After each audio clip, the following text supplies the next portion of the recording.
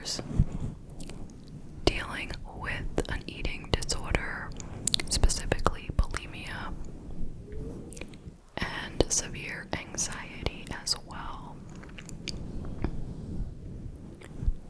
But she had managed to learn ways to cope, and she was recovering from the eating disorder. She had come to realize that it would be an everyday battle, but she could do it. She was strong.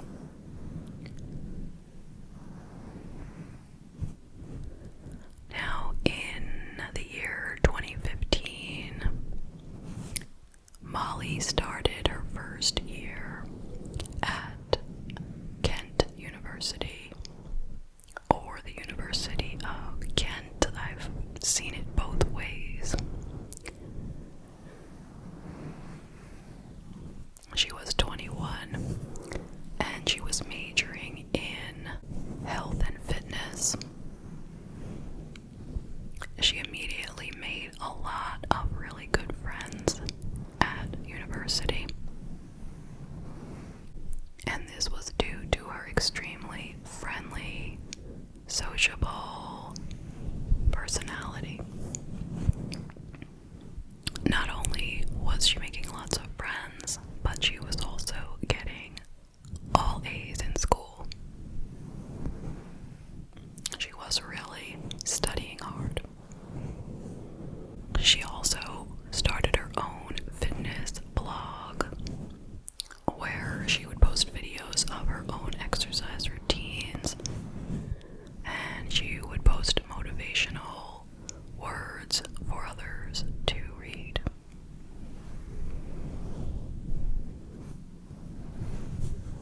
She lived her life very much on social media. She had all the apps: Snapchat, Instagram, Facebook, and she was constantly posting about everything that was going on in her life, including what she was doing, where she was going. Now, after she finished her first year, she was relaxing over the summer, taking it easy, and she decided it was a good time to look for love, because up to this point she really had never had a serious relationship. So she went on Tinder, and this was June of 2016, and she matched with a man named Joshua Stimpson. He was around 2 years older than her, and he lived pretty nearby. He was a warehouse worker, and I don't have a lot of background on him, except to say that when he was a little kid, his mother abandoned him and left him with his father. And ultimately, this may have led him to develop a very possessive attitude towards relationships with women. That is what has been said. So maybe what that means is, since his mother left him, his subconscious forces him to try very hard to keep that from happening with any other women. So we're gonna find out how that plays out. Now, being the careful and wise girl that Molly was, she did not agree to meet him right away. Instead, she carried on an online relationship with him for several months. About 3 months. And then she finally agreed to meet with him in real life. And they really hit it off. They had a lot in common.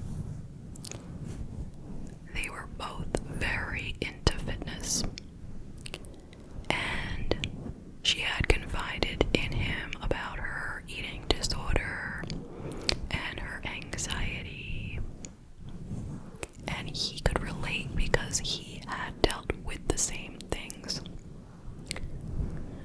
He even told her that he suffered from bipolar disorder. Now, when Molly told this to her parents, her mother was a little worried, saying, "Isn't that a bit much for you to deal with, since you have your own stuff to deal with, you know?" But Molly said, "No, this is good. We will help each other." So that was that. And they started spending all of their time together, just doing everything. But like I said before, she had a lot of friends. And so she wanted to still see her friends, so Josh would tag along with everything she did. He never wanted her to be going out without him. And her friends were starting to feel like it was a bit too much. Like he was being overly possessive, and he was manipulating her into becoming isolated from her friends a bit. And on the occasion where she would say to him, "Look, I can't see you, I have to study," he would come over anyway, and he would sit and watch her study and wait for her to be done. And he would make her feel bad about it, always bringing his mental health into the picture and making her feel badly, like she had hurt him somehow and she needed to do better.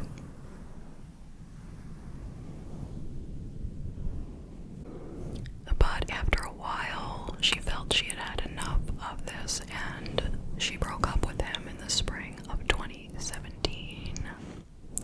But he would not have it. He pled with her nonstop, kept texting her, he kept calling her, and she was kind of feeling nervous for him, that he really couldn't handle a breakup. And she thought maybe he will change because he said he would do anything to get back with her. So she took him back, even though her friends said, "Do not do it." But she took him back, and as it turned out, things were exactly the same as before. He didn't change even for a minute. And she invited him to a 60th birthday party for someone in her family. And it was an overnight trip, like they were all staying in a hotel.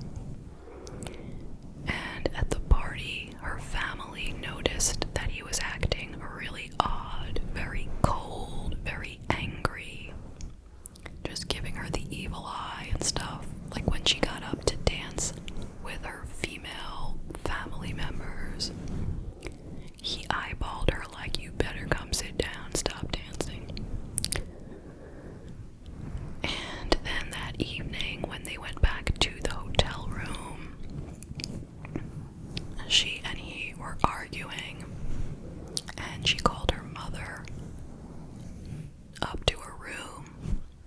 Her mother walked in, and instantly Josh showed him his phone where he had videotaped Molly arguing with him.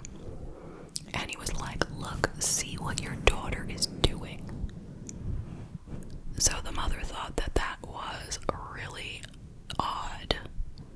You know, just why was he videotaping her arguing, and she didn't even know that he was taping her, and then trying to turn her own mother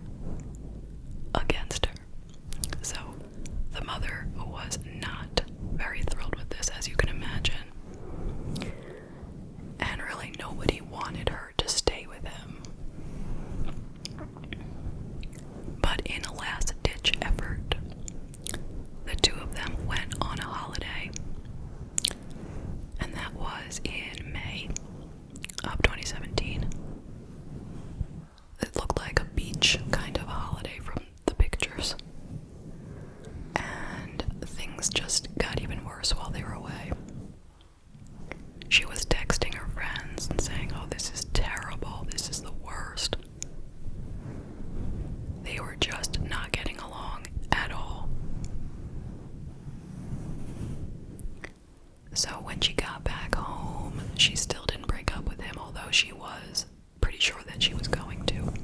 She still didn't know how to do it.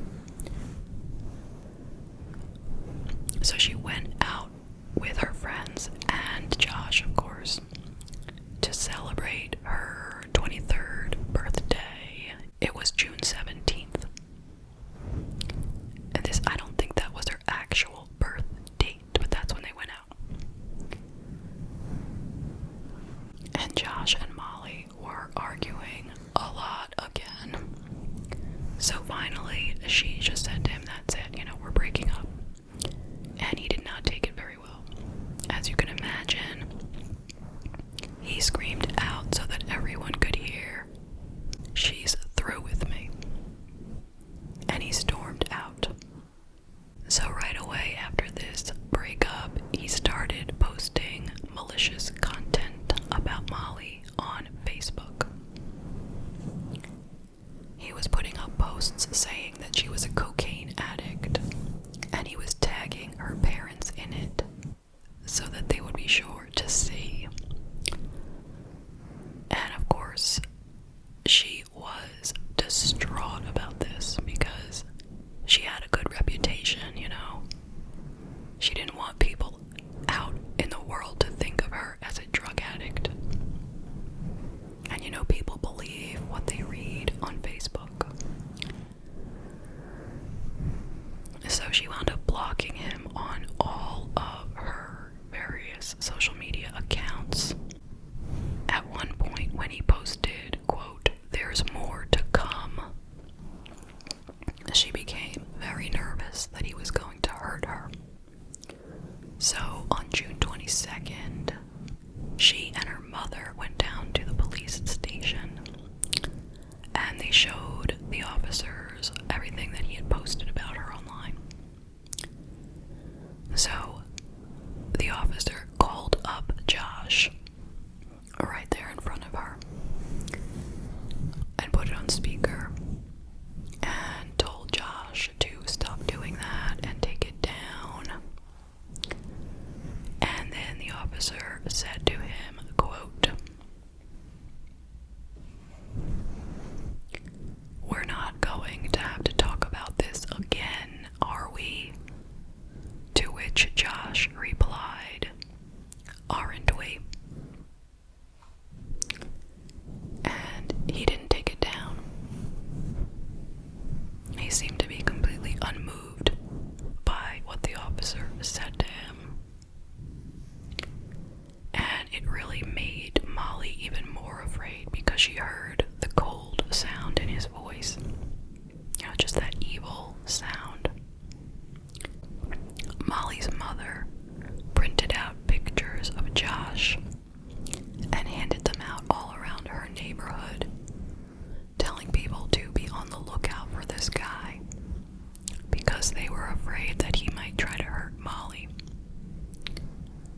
Now on June 27th, he had finally taken down the posts. So that seemed like a positive thing. But that day, he went out to the store and he bought a paring knife and a pickaxe. Then, knowing that he was blocked from all of Molly's social media accounts and all of her friends' accounts, he found himself a new girl who somehow he convinced to friend Molly on social media so that she could tell him everything that was going on with Molly. Now on June 28th, Molly and her friends were going out to a pub for dinner and drinks. And she posted on one of her social medias that where she was going that evening. And they all went there and they sit down, and next thing they know,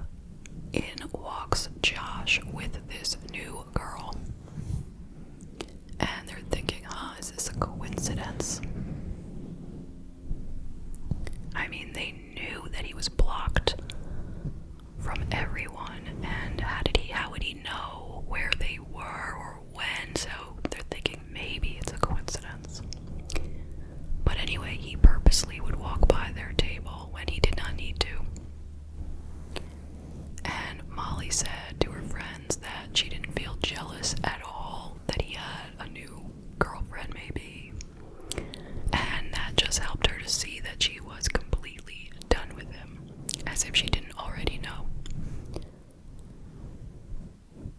So she left early before everyone else because she wanted to watch Love Island on TV.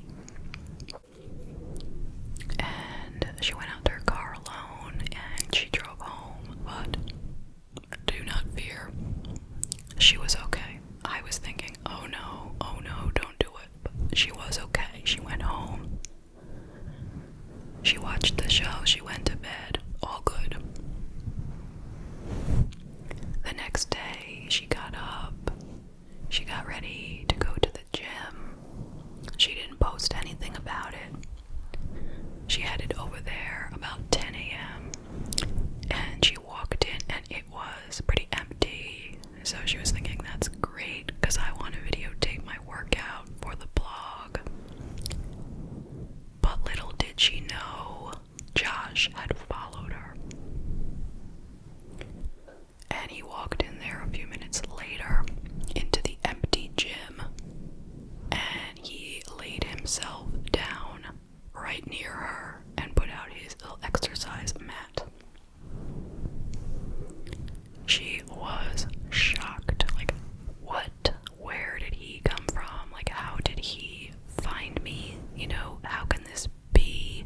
First, I run into him last night, and now this. So she asked him, why aren't you at work? And he said, none of your business. Like, really cold.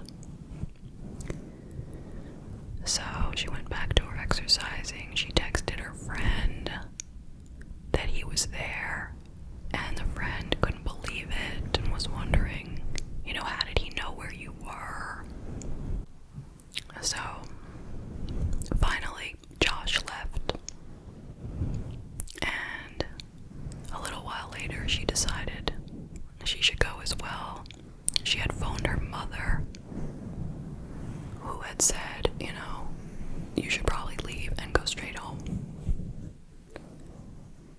And her friend she spoke to again, who also said, yeah, go home, he's a psycho, something to that effect. So she headed out of the gym, but guess who was waiting in the parking lot? Josh. He was waiting out there for her to leave. So she gets up to her car, she goes and unlocks the door, and next thing you know, Josh comes out of nowhere and jumps right into her car. And he starts stabbing her with his weapons that he brought. She tries to fight him off, but she is not successful. Meanwhile, a good Samaritan sees what's going on and runs over there, and he tries to pull Josh off of her and out of the car. But Josh is so covered with blood that the man's hands slip right off of him. So the man tried to slam the car door on Joshua's leg, but Josh just grabbed the car door, closed himself inside, and locked the doors. And the man was just left standing out there, looking into the car. And he came to realize that he was too late anyway. Ultimately, Josh had stabbed Molly 75 times. So when the police arrived, Josh was pacing around in the parking lot. He was covered with blood, and he admitted that he had killed her. It was caught on surveillance camera from the parking lot anyway. So, of course, he was instantly charged with her murder. Finally, the trial took place in January of 2018. And Josh pled not guilty by reason of diminished capacity. So his lawyer was trying to argue that because of his personality disorders, he was not completely responsible. Josh claimed that he didn't even remember doing it. But the prosecution insisted that this was a premeditated crime, and he was in complete control of what he was doing. I mean, clearly he had gone and purchased these weapons prior to the crime. He had followed her. He had gone into the gym. The whole 9 yards, you know. How's he gonna say that he didn't even know what he was doing? And to make him look even worse, they came to find out that Molly was not the first woman who he had stalked like this. 2 other women came to the trial to speak about their experience. So, first there was a woman named Alexandra. She stated that back in 2013, she met Joshua on Facebook, and they only went out on one date, but she didn't really like him, so she chose not to see him anymore, but he wouldn't have it. So here is what she said. He had bombarded her with texts and phone calls, threatened to drown her while she was on holiday, and slashed all 4 tires on her car. He would turn up unexpectedly while she was out with friends in clubs and bars. And he took photographs of her without her knowledge and sent them to her, branding her a, quote, slag because of her clothing. And Alexandra had reported this to the police, but nothing came of it. And then there was another woman named Leah who had a similar experience. She felt that he had become too controlling and wanted to be with her all the time. One night, he followed her to a pub and he spat on her. After that experience, she told him, "If you ever show up at my apartment again, I will call the police." So it did not take long for the jury to come to a verdict. They came to a unanimous verdict, as it was. He was found guilty of murder, sentenced to life in prison, and the soonest that he could get out would be in 26 years. After the trial was over, the senior investigating officer said the following: "He has proven to be an extremely dangerous individual and needs to spend a lengthy period of time in prison where he can cause no further harm to innocent people. It was clear to the jury and to us that Molly's death was pre-planned, and that Stimson is a cold and calculated killer rather than somebody who does not have the mental capacity to control himself. By denying murder and failing to accept responsibility for his actions, he forced Molly's family and friends to suffer even further distress through the tough ordeal of a Crown Court trial." In July of 2018, at what would have been Molly's graduation from university, they awarded her diploma to her parents, and there was a standing ovation. Everyone there stood up and cheered louder than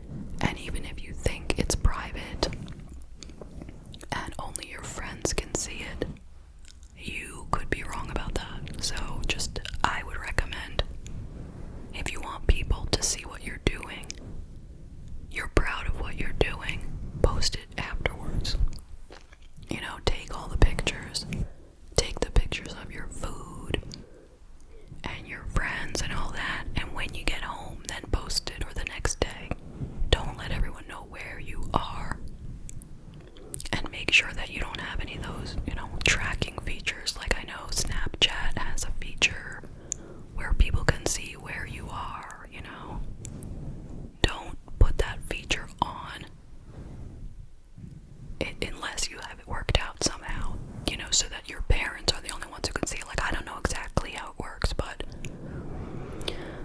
don't put it public to the world, okay?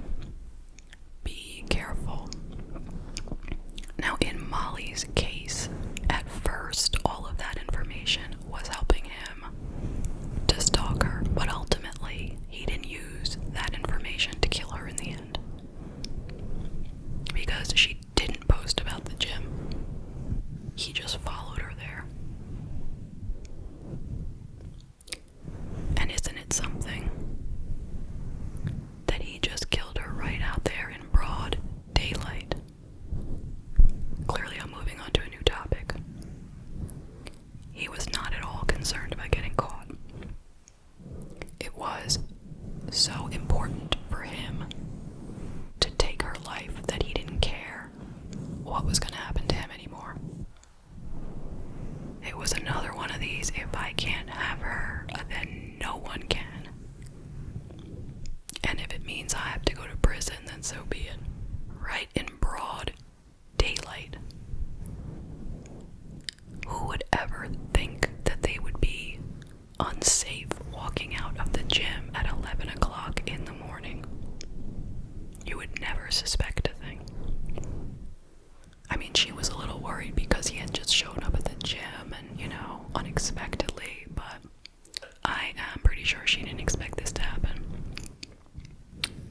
And how about that guy, the Good Samaritan, who tried to help her? Imagine that. God forbid, but imagine you were in that position where you were witnessing something like this. What would you do?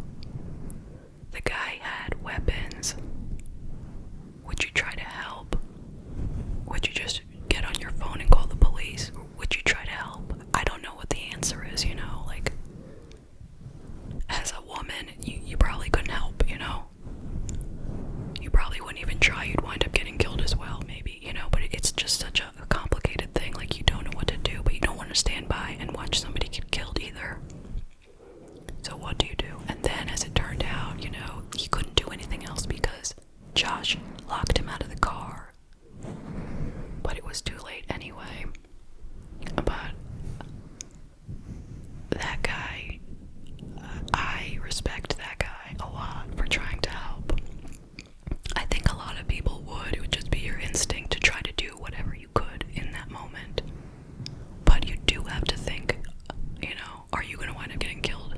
What's going to happen? You know, like, I don't know. Tell me what you would do in this situation. Now, of course, I want to say my heart goes out to Molly and her family. This was just so senseless. It really was.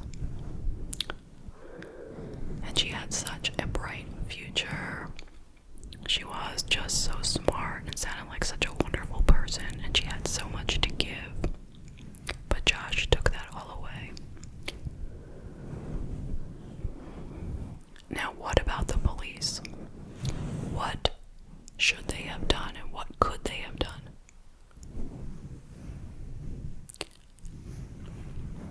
I don't know, that's a tough one. I'm thinking, you know, it would be a good idea for there to be some kind of computer database. So when the first woman complained about him to the police, even if they had nothing to really charge him on, they could have that in the computer so that when someone else would come back with a complaint that was similar, they'd be able to say, hey, look, this guy has a pattern, you know? But even so, if he has a pattern, what are they going to do about it if he hasn't really done any, you know, real crime at that point? I mean, it's really scary to say, but, you know, they say that they usually can't do anything about it until it's too late, until he's committed a crime.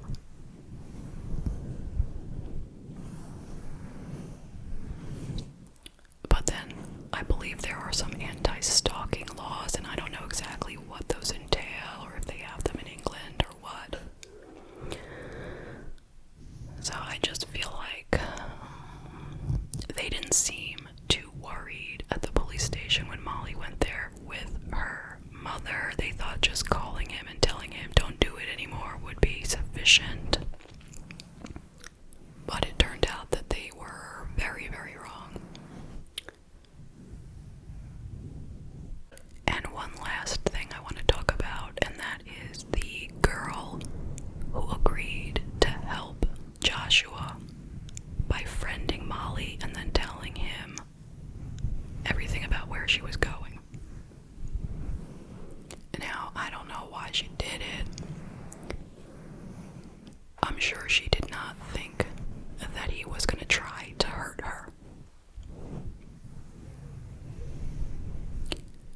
she still shouldn't